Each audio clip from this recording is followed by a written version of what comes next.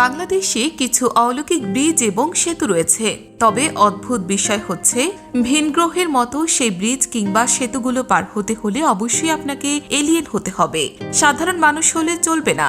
Alien দ্বারা নির্মিত এই সেতুগুলো দেশের জনসাধারণের জন্য প্রায় 2 দশক ধরে তৈরি করা হয়েছে, অথচ সেতুগুলোতে ওঠার কোনো ব্যবস্থা নেই। তাহলে এরকম সেতু বানানোর মানে কি? এর কারণ খুঁজে বের করেছে দেশের সাধারণ বিজ্ঞানীগণ।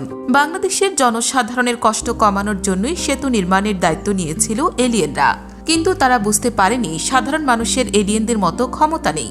তারা এক লাফে সেতু পার হয়ে যেতে পারে না। এটা না বোঝার কারণেই তারা নিজেদের মতো করে সেতু বানিয়ে রেখে গেছে।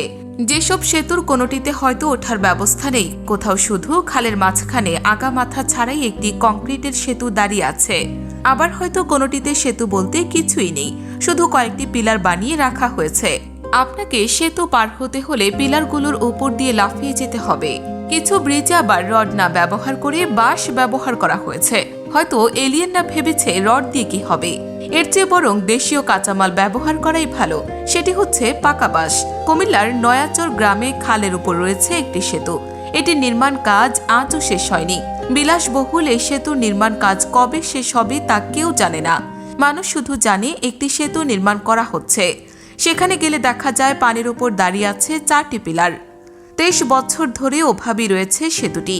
পটুয়াখালীতে রয়েছে এমনই একটি সেতু, যার নির্মাণ কাজ শুরু হয়েছিল 2012 সালে। এই সেতুতে ওঠার ব্যবস্থা ঠিকই আছে, মাঝখানে শুধু মূল সেতুটাই নেই। দেশে এরকম আরো কত শত এলিয়েন ব্রিজ রয়েছে তা কেবল সেতুর সুমারি হলে হয়তো বলা সম্ভব। প্রশ্ন উঠতে পারে, সেতুর যদি এই হাল হয় তাহলে বাজেটের টাকা কোথায়? কোনো রকম গবেষণা ছাড়াই জানা যায় সেতুর জন্য যে পরিমাণ বাজেট ধরা হয়েছিল তার পুরোটা কাজে লাগেনি বলে এলিয়েনরা সেগুলো ভিন গ্রহে পাঠিয়ে দিয়েছে, যেন ভিন গ্রহের অর্থনীতি একটু চাঙ্গা হতে পারে। কেননা তারা অনেক দিলদরিয়া। এখানে আরও প্রশ্ন উঠতে পারে, যদি বাজেট কাজেই না লাগে তাহলে এত খরচ দেখানোর মানে কি? এই প্রশ্নের উত্তর আমরা সবাই জানি, কিন্তু বলবো না। দেশের অত্যাধুনিক সেই সেতুগুলোতে এখন মই ব্যবহার করে কাজ চালাচ্ছে মানুষ, কারণ সেতুগুলো মানুষের উপযোগী করে আপডেট করার কথা থাকলেও পরবর্তীতে সেই সুযোগ আর হয়ে ওঠেনি। কারণ ভিন গ্রহে শুধু টাকা পাঠিয়ে কাজ হয়নি, তাই এলিয়েনরা বাংলাদেশের চুক্তি বাতিল করে এবার নিজেরাই দৌড় দিয়েছে ভিন গ্রহে। এদিকে সেতুগুলোর এমন হাল হওয়ার আসল কারণ বের করার চেষ্টা করছে দেশের সাধারণ বিজ্ঞানীরা। দীর্ঘশ্বাস ফেলে তারা জানিয়েছে, উন্নয়নের জোয়ারে ভেসে গেছে এসব সেতু।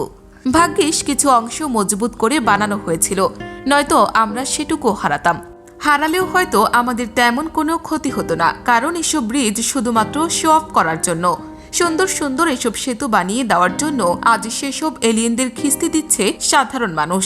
দর্শক, আপনার এলাকায় যদি এমন কোনো এলিয়েনদের স্থাপনা বা সেতু থাকে তাহলে অবশ্যই কমেন্ট বক্সে জানাতে ভুলবেন না। এসব সেতু নিয়ে আপনার কোনো পরিকল্পনা থাকলে সেগুলো অবশ্যই কমেন্ট বক্সে জানিয়ে যাবেন।